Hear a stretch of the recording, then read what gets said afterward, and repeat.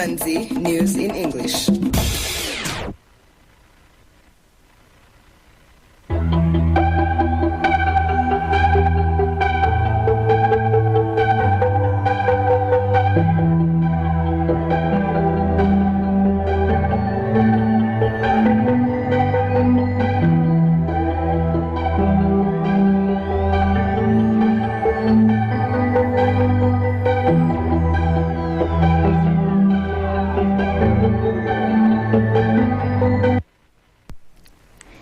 This is Radio Imanzi, broadcasting from Kigali. Here is the news in English, brought to you by Fiona Umuganwa. The headlines. President Kagame says the ties between Rwanda and Burundi could soon return to normal. The Senate of Foreign Affairs Committee, which is visiting Rusizi district, has been impressed with the way Rusizi residents are prepared to deal with fire outbreaks. The government of Rwanda plans to invest 9.5 billion Rwandan francs to increase fish production in the country. The European Union has started processes of lifting sanctions against Burundi that stop financial aid to the government. Africa's transport sector will not only strongly benefit from the African Continental Free Trade Area, but it has the potential to create 160 million jobs if countries boost it. Now the news in detail. President Kagame says the ties between Rwanda and Burundi could soon return to normal. President Paul Kagame weighed in on Rwanda's ties with neighboring countries, which he said were on a promising trajectory. The president made the remarks in Parliament during the swearing-in ceremony of new ministers. He called on regional leaders to work together to end the security challenges in the Democratic Republic of Congo, mainly associated to armed militia groups based in the country. President Kagame singled out the Allied Democratic Forces among the armed militia that continue to act with total impunity and aim to destabilize the region, including Rwanda. Just recently, ADF terrorists were arrested in Kigali as they plotted to launch attacks in Rwanda in retaliation against Rwanda's support for Mozambique to wipe out terrorists in Cabo Delgado. With Burundi, President Kagame said that the ties which have been rocky for the past 5 years could return back to normal. Commenting on the recent decision to reopen the Gatuna border, the president said the move was delayed by the fact that some outstanding issues that led to its closure 3 years ago had remained unresolved for long. President Kagame disclosed that during a meeting with an envoy from Uganda, commitments were made to address the issues affecting relations between the two countries. The UN judge has ordered that 8 former members of the Hutu government in power in Rwanda during the 1994 genocide against the Tutsis be sent to Tanzania from Niger, which refused to keep hosting them. Judge Joseph Chiondo ordered for all necessary measures to be taken immediately to send the 8 to Tanzania until they could be transferred somewhere else.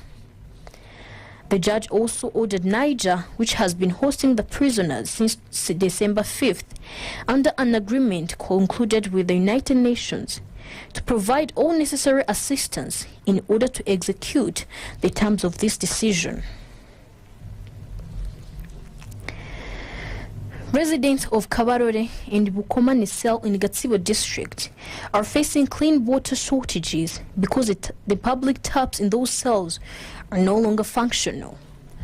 The water supply system was built with the money from the government funds they received through Uwidehe.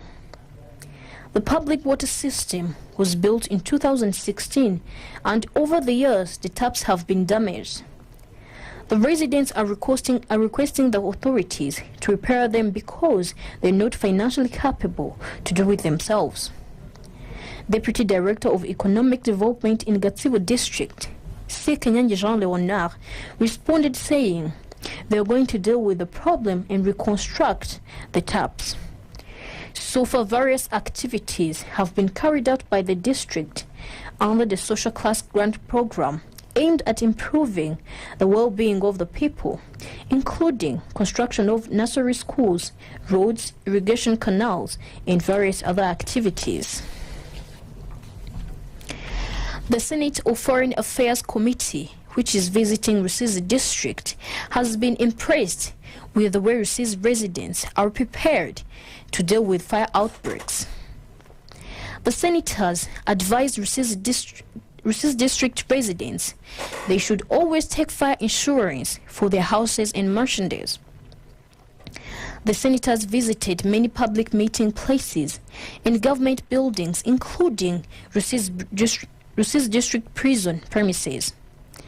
They inspected fire extinguishers, water ponds, and sandbanks, which could be used in case of fire outbreaks.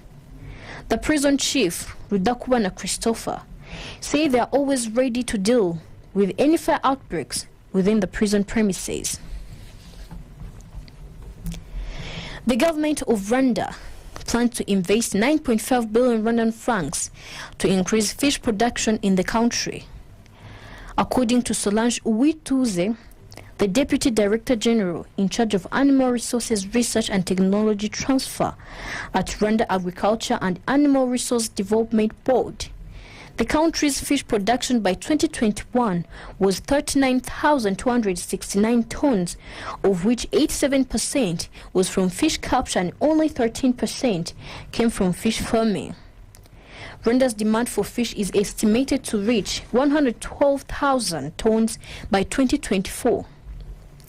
There remains only 2 years to reach the target, yet the country has not even produced half of the projected demand, a situation that has left officials scratching their heads for major interventions. In order to increase fish production, Uwituze said that Rwanda seeks to invest in 2023-2024 fiscal year in restocking of lakes and ponds, as well as in training of cooperatives on production technologies. She said that 9.5 billion Rwandan francs are planned to be invested in subsidizing fish production in 2022-2023 and 2022-2024 fiscal years, respectively. Now some items of international news. The European Union has started processes of lifting sanctions against Burundi that stop financial aid to the government. In March 2016, the European Union suspended its direct financial support to the Burundian government following the political crisis sparked by the controversial third-term bid of then-President Pierre Nkurunziza. The move follows positive progress initiated by current President Evariste Ndayishimiye in terms of promoting governance, rule of law, and human rights. The African Development Bank is going to finance the rehabilitation of the port of Bujumbura and its surroundings before the end of this year and contribute funds to the farming sector. The DRC President Felix Tshisekedi's government has serious evidence of a national security threat, a spokesman said on national television. Presidential spokesman Tarsisi Kasongo Mwema said that investigations were ongoing in no attempt to destabilize the democratic institutions will be tolerated. According to human rights activist George Kampiamba, Presidential Security Advisor Francois Beya has been arrested by forces from Congo's National Intelligence Agency on suspicion of undermining state security. No details have been released about his arrest, though he was believed to still be in National Intelligence Agency's custody, and he has been replaced by Jean-Claude Bukasa, former Deputy Presidential Security Advisor. The reports were enough to prompt members of the president's political party to demonstrate in front of the Union for Democracy and Social Progress Party headquarters in Kinshasa in show of support for Tshisekedi. Ugandan authorities are seeking to legally mandate vaccines in draft legislation aimed at boosting the East African country's drive to inoculate more people against COVID-19. The proposed bill, which is subject to changes as it faces scrutiny by Parliamentary Health Committee, calls for a 6-month jail term for failure to comply with vaccination requirements. A public official who leads Uganda's vaccination efforts, Alfred Driwali, speaking of the proposed changes to the country's public health law, said it is the right thing to do. Uganda's health minister announced in January that more than 400,000 vaccine doses were to be destroyed after they expired before being used. That's a considerable loss to a government that has administered only about 12.7 million doses and whose goal is to inoculate at least half of its 44 million people. President Yoweri Museveni warned that local officials will be held accountable for any expired doses, putting pressure on them to administer substantial batches of vaccines that often arrived with looming expiration dates. Now it appears authorities will try to quantify vaccine mandates. The International Court of Justice has awarded the Democratic Republic of Congo $325 million for damages it suffered at the hands of Ugandan forces in its territory between 1998 and 2003. The war reparations is just a fraction of the $11 billion demanded by Kinshasa over the brutal war 2 decades ago. The International Court of Justice Chief Judge Jawan said DRC failed to provide evidence of the extent of the damage, leaving the UN court to rely on reports by panels of experts and the United Nations. The reports, the judge said, proved that Ugandan troops had occupied Ituri province in eastern DRC Congo, causing loss of lives, injuries to persons, displacement of communities, damage to property, and plunder of gold, diamonds, coltan, timber, and coffee. The International Court of Justice ordered Uganda to pay $225 million for the fatalities, displacements, and injuries to persons. For plunder of resources and damage to property, the court awarded $60 million and $40 million respectively. Africa's transport sector will not only strongly benefit from the African Continental Free Trade Area, but it has the potential to create 160 million jobs if countries boost it. This was noted during the 5th Africa Business Forum, organized by United Nations Economic Commission for Africa in hybrid format, on the margins of the 35th Ordinary Session of the African Union Summit. The Executive Secretary of UNECA, Vera Songwe, said, if Africa was able to ensure that the transport sector was well, it could create 160 million jobs, and this is how prosperity is created. To make things really work, she indicated, countries need railroads, airlines, and shipping. This is going to cost $345 billion, so there is investment opportunity for the private sector.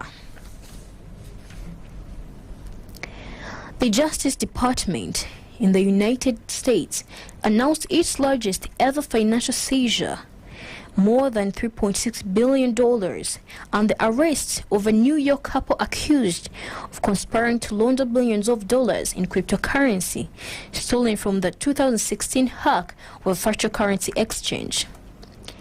Federal law enforcement officials said the recovered sum was linked to the hack of Bitfinex, and a virtual currency exchange whose systems were breached by hackers nearly 6 years ago.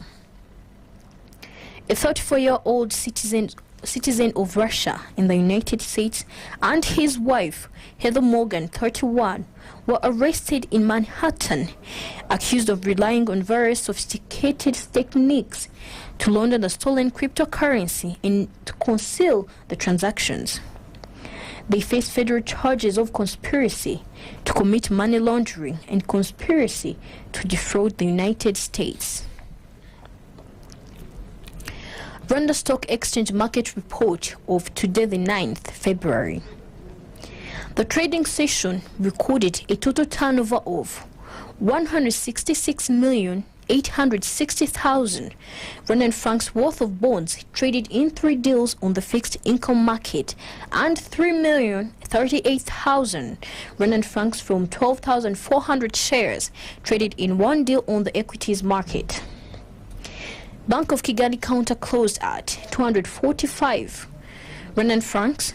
The trading session recorded a total turnover of 3,038,000 Rwandan francs from 12,400 shares traded in 1 deal. Bredwa closed the counter at 125 Rwandan francs.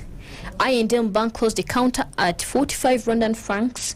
Simerwa closed the counter at 120 Rwandan francs. M10 Rwanda closed the counter at 180 Rwandan francs. Equity Bank at 440 Rwandan francs. Kenya Commercial Bank at 370 Rwandan francs. National Media Group at 1,200 Rwandan francs. Uturi Supermarket at 104 Rwandan francs. And RH Buffalo closed the counter at 526 Rwandan francs as the market closed. Currency market review of today. The Burundian franc buying price was 0.5 Rwandan francs and the selling price was 0.51 Rwandan francs. The Kenyan shilling buying price was 8.8 Rwandan francs and the selling price was 9 Rwandan francs. The Tanzanian shilling buying price was 0.43 Rwandan francs and the selling price was 0.44 Rwandan francs. The Ugandan shilling buying price was 0.28 Rwandan francs and the selling price was 0.28 Rwandan francs. The euro buying price was 1,146 Rwandan francs and selling price was 1,169 Rwandan francs. The British pound buying price was 1,360 Rwandan francs and the selling price was 1,388 Rwandan francs. The US dollar buying price was 1,003 Rwandan francs and the selling price was 1,223 Rwandan francs. With that, we come to the end of tonight's news.